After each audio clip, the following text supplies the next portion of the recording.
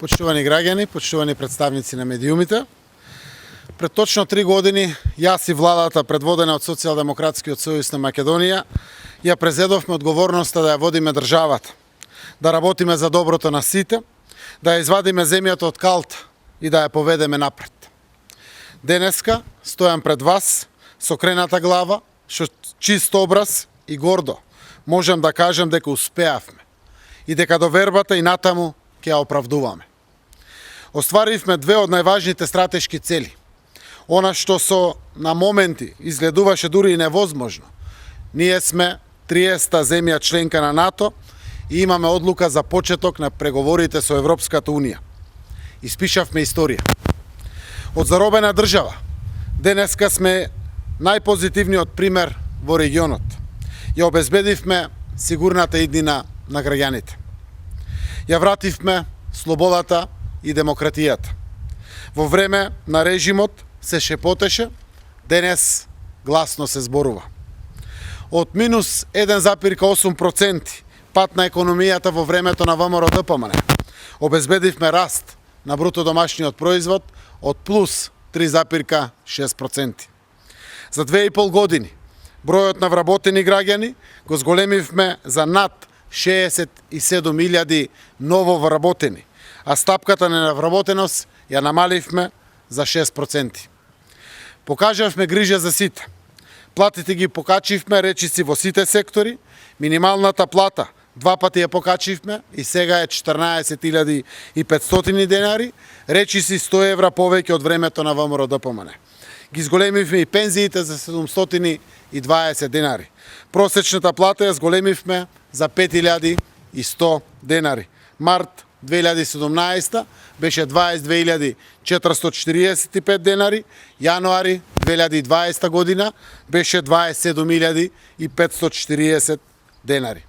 За овие 3 години ја извадивме земјата на прав пат, а денес знаеме дека заедно со вас, граѓаните, можеме уште повеќе и уште подобро. Почитувани, сите ја паметиме нашата држава пред 2017 година. Изолирана, нестабилна, со заробени и партизирани институции од страна на режимот. Во недемократски политички услови, по еднодеценијска злоупотреба на моќта од страна на ВМРО-ДПМН, режимот правеше се да не се воспостави демократска власт. Волјата на граѓаните сакаше да ја изигра и да ја втурне земјата во граѓанска војна. Не успеа.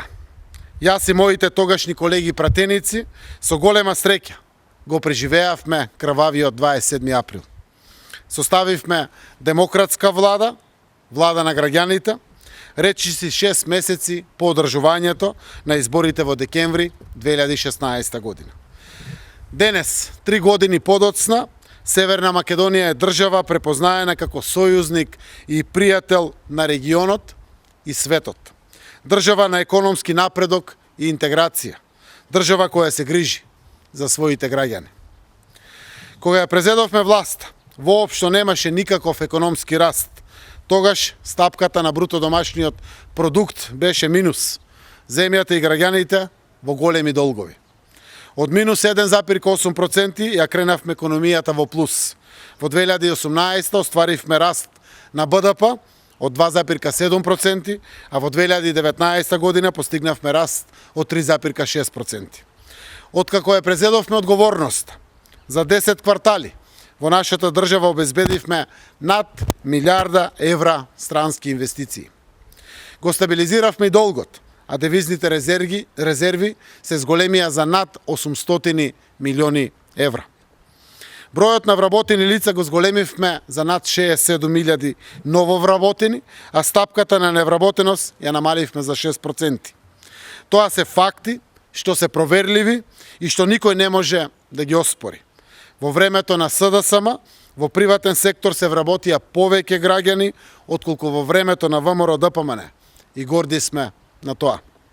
Горди сме и на значителниот пораст на нето платата, која пред економската криза предизвикана од пандемијата достигна 27.540 денари во јануари 2020.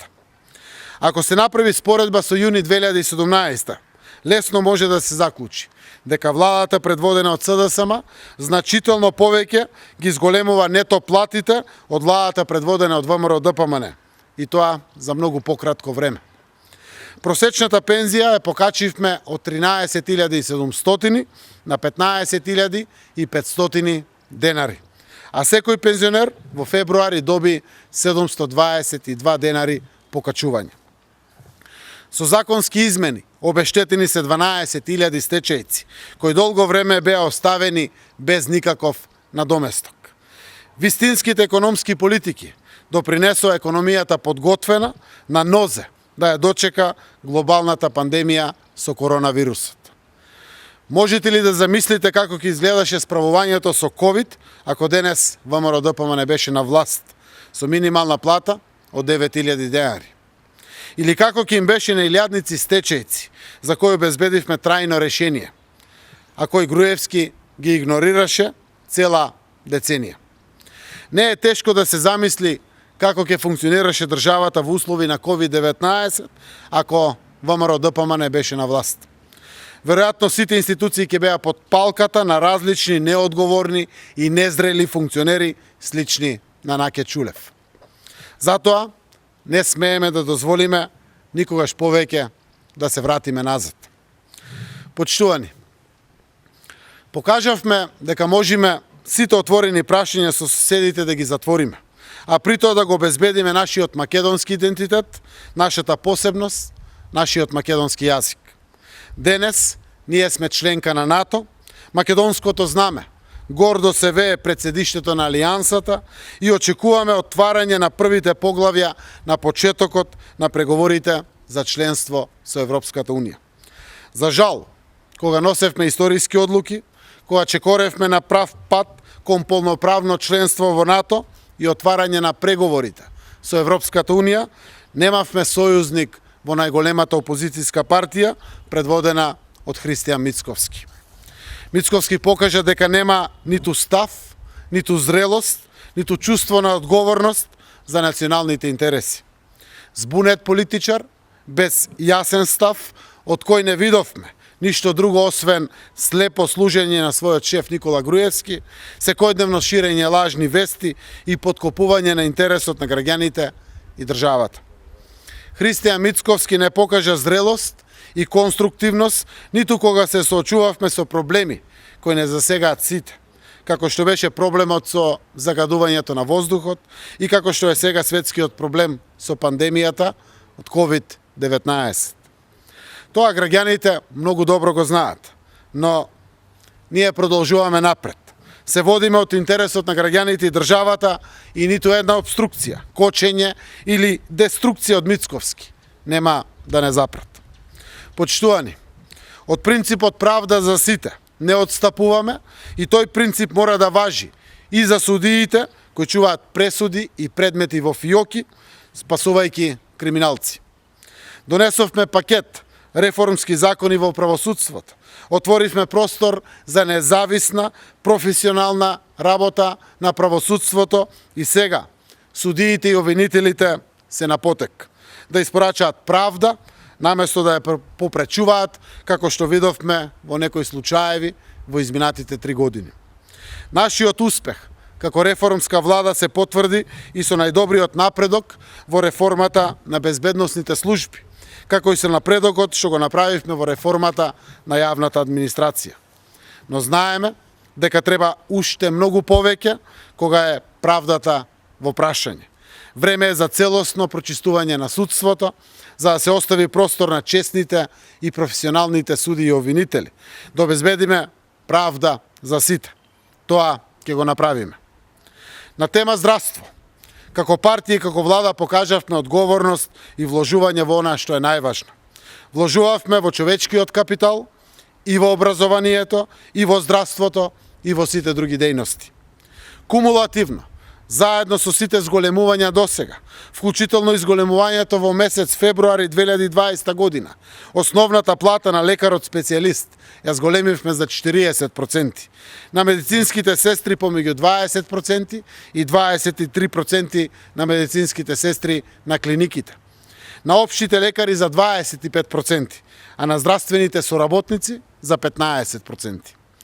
Инсулините, кои се со сертификат за квалитет и кои не се од паралелен увоз, се денешна реалност. За 2 години воведовме 6 нови лекови. Ги подобривме условите во 28 јавно здравствени установи.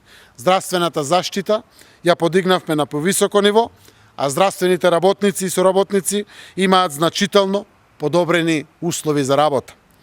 Тоа е вистинска грижа за лекарите, за медицинскиот персонал, тоа е вистинска грижа за граѓаните.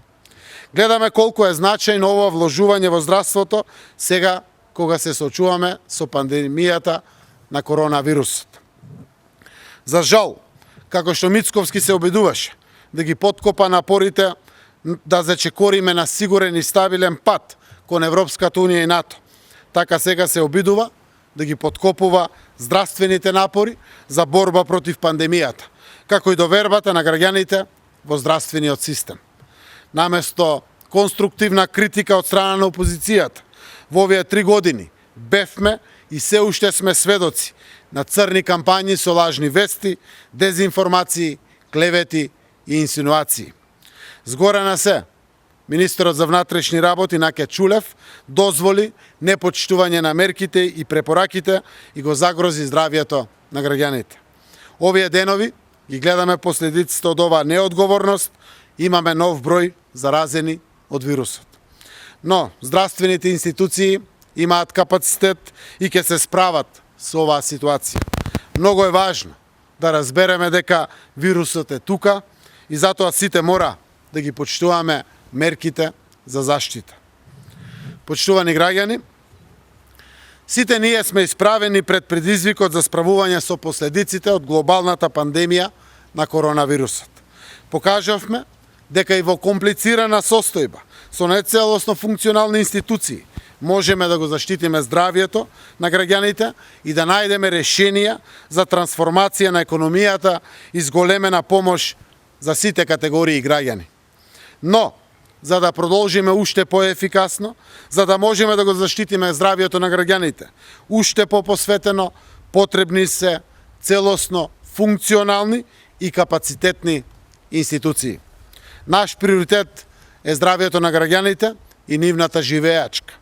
Продолжуваме со реализација на мерките и проектите што носат подобар живот за сите наши граѓани. Тоа е наш приоритет од кој не отстапуваме. За овие 3 години ја извадивме земјата на прав пат, а денес знаеме дека заедно со граѓаните можеме уште повеќе и уште подобро. Благодарам.